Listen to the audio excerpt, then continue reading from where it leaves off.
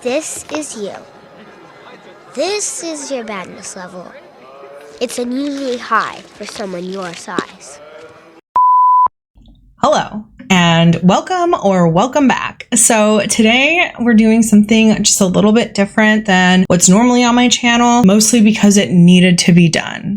I saw the Lilo and Stitch remake the other day and I didn't hate it. To be clear, I am exhausted by its existence and I don't think that it needed to be made, but I can at least understand the thought process behind this one because Stitch is so insanely marketable to the point where Disney could probably rely on the merchandise being sold after this movie premiered to recoup its budget back if the movie didn't do well, which granted, it's doing really well. It's doing very good numbers at the box office, but if it didn't, the merchandise would sell itself essentially because Stitch is cute. I mean, you can literally slap him on anything and people will buy it. For example, mugs, cups, makeup, cats. No, I'm just kidding. Towels. And of course, plushies and Funkos, but I'm not going to get my Funko off the shelf back there. This is enough examples. You've gotten enough. Basically, my point stands that merchandise sells. I'm not immune to it either. He's just a cute little guy. He's just a cute little blue guy. But just because I didn't hate the movie, that doesn't mean that I loved it. So today I'm going to be reviewing it. Well, I'm not going to give you a complete rundown of the plot and story. There are definitely going to be spoilers, so just be aware of that. And I also want to preface this entire video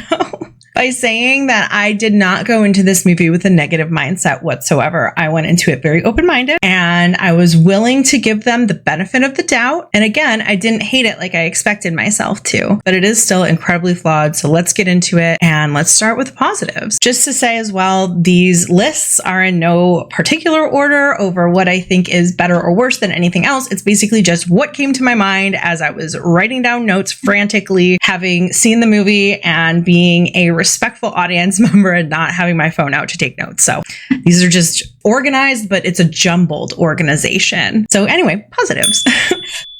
The color grading was a lot better than it was in the trailer, and the color palette in general was also a lot better. I don't know why they made the trailer look like that. It looked really, really bad. The movie, it was fine. I mean, I definitely still have some issues with the overall cinematography and the quality, I guess, of the shots. It just felt very Disney Channel original movie, but with a higher budget. But this is the positives. This is the positives. So better color grading, with the exception, I will say, of Lilo and Nani's house, which I will get to later. And honestly, that wasn't really the color grading. That was more the palette of the house that just kind of made it look really just dark. It just looked dark inside there. Another positive is that I actually really did like some of the changes that they implemented in the movie. Among them being Nani's job at the beach instead of her applying for a lifeguard position, being a surf instructor. I thought that was really good. Lilo going to the hospital post surf accident was also a really good touch. Nani not having health insurance being a source of conflict, kind of also a fine change. I mean, I never thought about that before, but what about her health insurance? Stitch sacrificing himself at the end by drowning, which I don't know, begs the question. He's indestructible, so can he really drown? But that's a conversation for probably a different day or maybe even never. Even Nani leaving for college at the end wasn't as bad as I thought it was going to be. So with that being said, I do think it's worth mentioning that I did read spoilers before going into it. And I do think that preparing myself in that way helped. Like, granted, I don't necessarily need a shot-for-shot remake, and I'll kind of get into that a little bit more later. But the changes that they made when reading them online in like a bullet form list, it just didn't strike me as good. But the Nani thing, leaving for college, that's fine. They handled it in an okay way. I do have ideas of better options that they could have utilized, but I will save that till later. And then my final point, Lilo and Stitch were both incredibly adorable. Every single scene with them together was just precious and heartwarming, cute, and I could probably watch that forever. They did a really good job with live action Stitch. I kind of talked about that a lot of it in my trailers video for May, but I do think that they did a really good job with Stitch, and that is,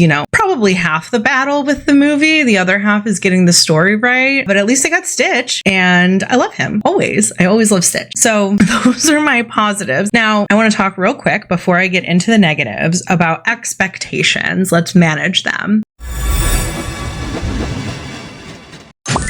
My positive list was obviously pretty short and sweet. My negative list is not as short and sweet. It has a lot of changes that I would have made. But the reason that this one is so long, I don't want to give off the impression that I think it was an overall bad movie. I definitely think that there were some things that could have been done better, and they could have gotten things across better by switching some scenes and changing some things here and there. But the reason that the negative list is so long is because I wanted to point out what I think could have been done to improve the final product. The length of the negatives is not indicative of my overall feelings, which I will give you a rating at the very end. So with that being said, let's get into it. For the negatives, first and foremost, a little bit of history on the live action Lilo and Stitch remake. From what I understand, and from everything that I had read about the movie prior to its release, was that it was originally supposed to be straight to Disney Plus, okay? Which, as I also said in my trailer video, I think especially after seeing the final product being what it would have made sense. It definitely felt like something that was not theatrical quality. With that being said, after they decided to make it a theatrical release, it doesn't seem like Disney increased the budget to reflect that. Now, I obviously don't have any proof of that being the case, but the lack of Gontu and Jumba and Pleakley not being aliens throughout the whole entire movie is 100% why I think that's the case. The majority of the conflict comes from literal aliens. So you can't really skimp out on the budget when the budget calls for a lot of CGI. It just does. And that's just a fact. And I think that the writers and the director did the best that they could with the budget that they were given, but it fell flat for a lot of reasons. And I think a lot of that does kind of go back to the budget not being what it should have been. In my opinion, I think they needed at least another 30 to 40 million minimum, possibly more. I mean, I'm just here making YouTube videos. I don't know what goes into the budgeting costs of CGI in a movie like this, but it definitely needed to be a higher budget for the amount of CGI that was required to make this a good movie. I just did some additional research while I was editing. This whole segment was based on something that I had read saying that the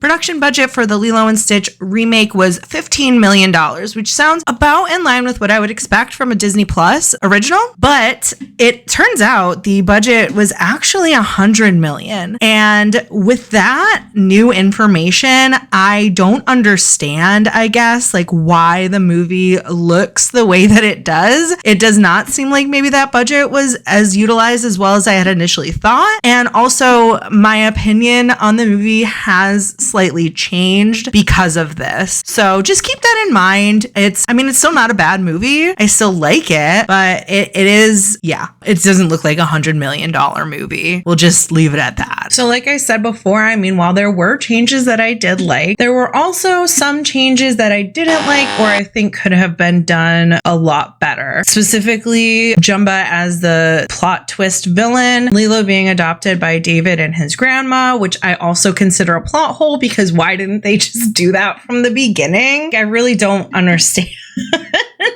why that wasn't just an option from the beginning. This older woman taking care of little rambunctious Lilo and Stitch, it's just not realistic, which is ironic because realism was the reason for this whole entire change, according to the writers and director of the movie. Another change that I thought was kind of unnecessary was Cobra Bubbles being split into two separate characters. Jumba and Pleakley being in human form the whole time fell off, especially with Jumba's voice not being that deep Russian voice that we're so familiar with. We're fired!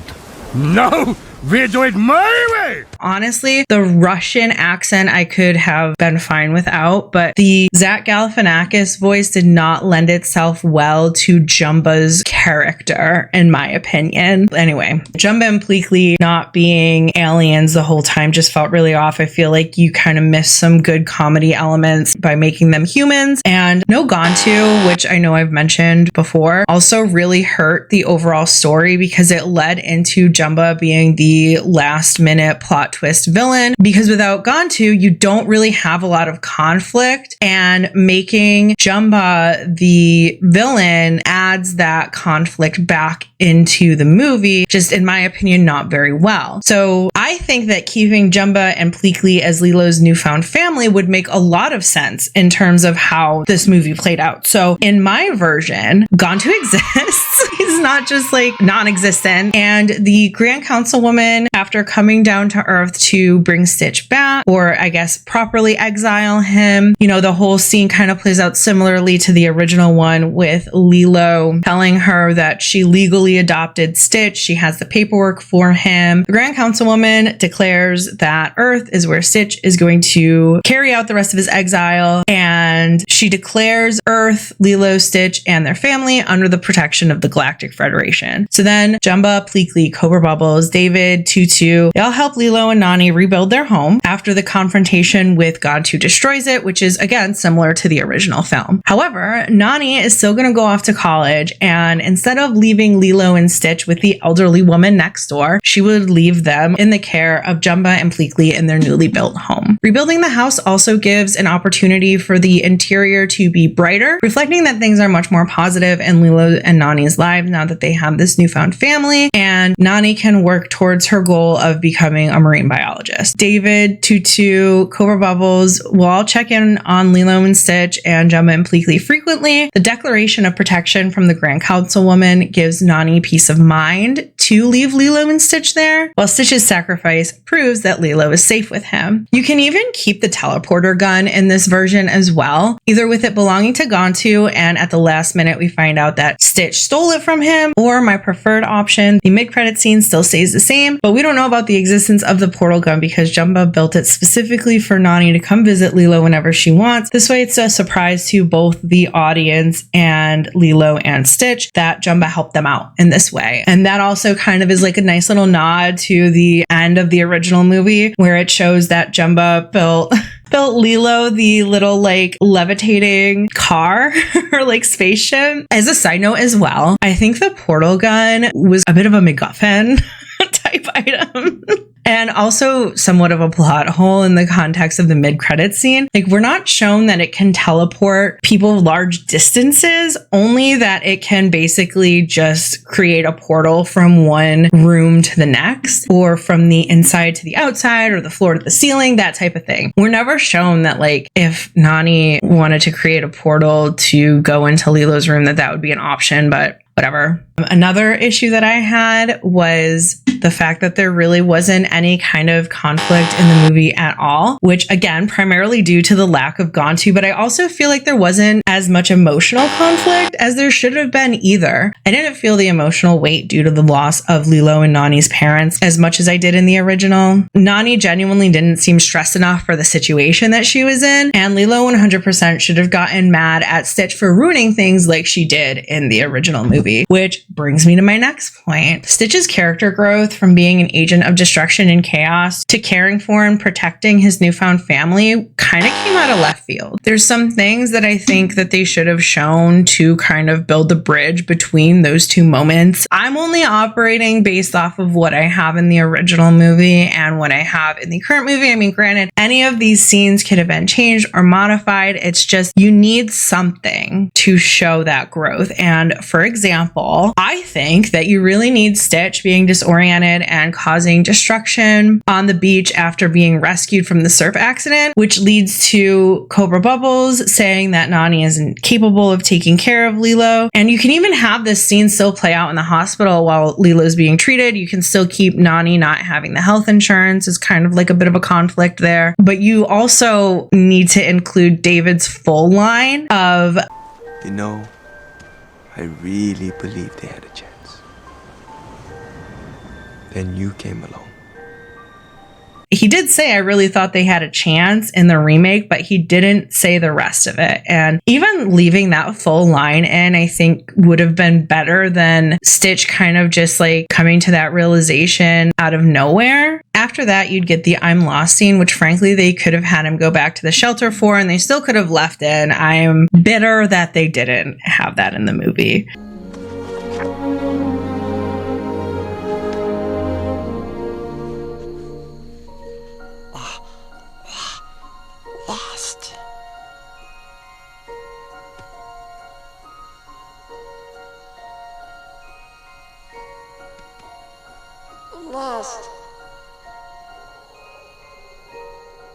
These are all scenes that I think are necessary to illustrate Stitch's growth and to show that he understands that his natural instinct to cause destruction ruined the lives of these orphan sisters who took him in and showed him love, made him a part of their family, something that he never even understood the meaning of prior, in spite of the fact that he is so destructive by nature. So that brings me to my next point. Well, they did keep a lot of scenes in the remake from the original, some, well, actually most of them being like shot for shot the same. I don't think that they kept the right scenes in. You can write jokes for this movie all day long, and most of them would probably be funny because a little girl with an alien pet that people just accept is a blue dog is inherently funny. But as I said previously, they axed the more emotionally charged scenes in favor of keeping mostly funny scenes or kind of just like what I think would be more expendable scenes from the original. Contrary to what you might believe after hearing this review, I don't want a shot-for-shot remake. I said that earlier because that would be more pointless than what they gave us, because I can just watch the original whenever I want. So sure, add new scenes, switch up the plot a little. I think all of that is great. I really do. But with a movie like Lilo and Stitch, you still need that emotional through line. A scene from the original that they absolutely should have kept in the movie, or at least modified to illustrate the same or similar point, is when Lilo approaches Myrtle and her friends and asks them if she can play dolls with them. And she presents Scrump, only to be ridiculed before the bullies leave her alone yet again, causing her to throw Scrump on the ground and running off before coming back into frame and cradling Scrump in her arms, clearly feeling badly for thinking of abandoning her.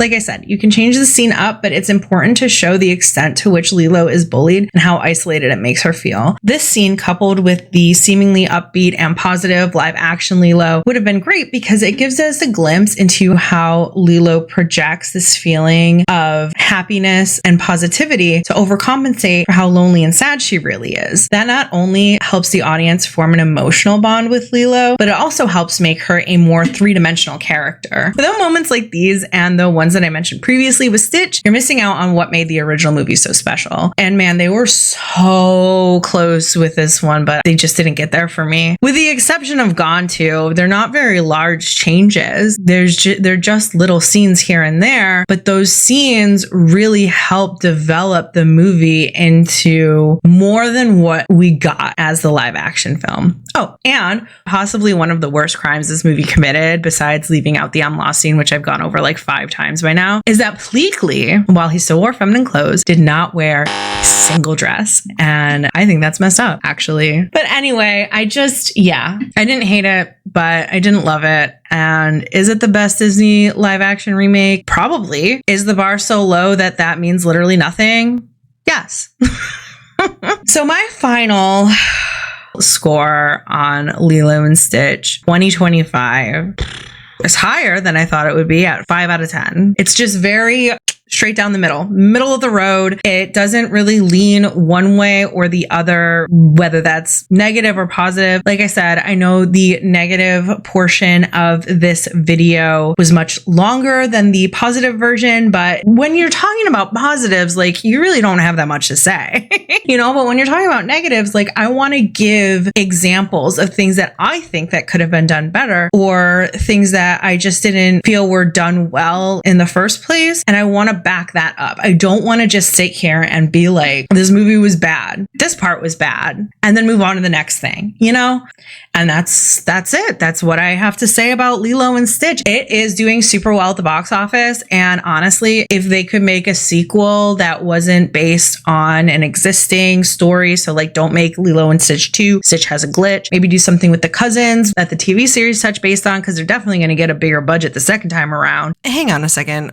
What is this bitch doing in here with the rest of the fam? Get out of here, Myrtle. You don't belong here. Since it made so much money, then they might have something on their hands. But until then, this is what we've got. And it is what it is. But I am always happy to see more Stitch merchandise on the shelves. But also not really. It's all sold out. like everywhere. I've been looking all over the place for any kind of like new Stitch merch because I want to restart my collection that I had talked about in a previous video. I think it was my May trailers video. So I've been on the lookout in stores, and so far all I've gotten is this, which has Angel on it, pink Stitch, and my towel. Thank you so much for watching, and let me know, have you seen the live action Lilo and Stitch? Did you like it? Do you agree with the comments that I've made? Do you disagree? Please be nice to me. If you do, we can have a civil conversation about it. You know, I don't want the Disney adults coming after me. I'm not here to yuck your yum. You know, I just want to say my piece as someone who loves the original. As far as the next video, I am still working on my quote big one. I say big one because it's probably going to be the longest video that I've made so far. And there's a lot of research that I'm doing that goes into it. So I'm hoping next week I can get that one out. And then of course we have the June trailers that's going to be coming out. I can't believe it's June already.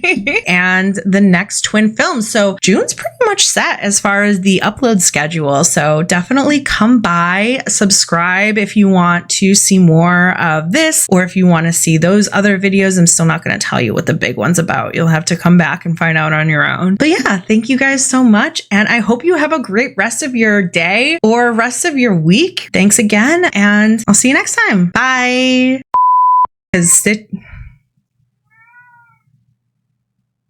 Don't sue me, Disney. I don't think they think.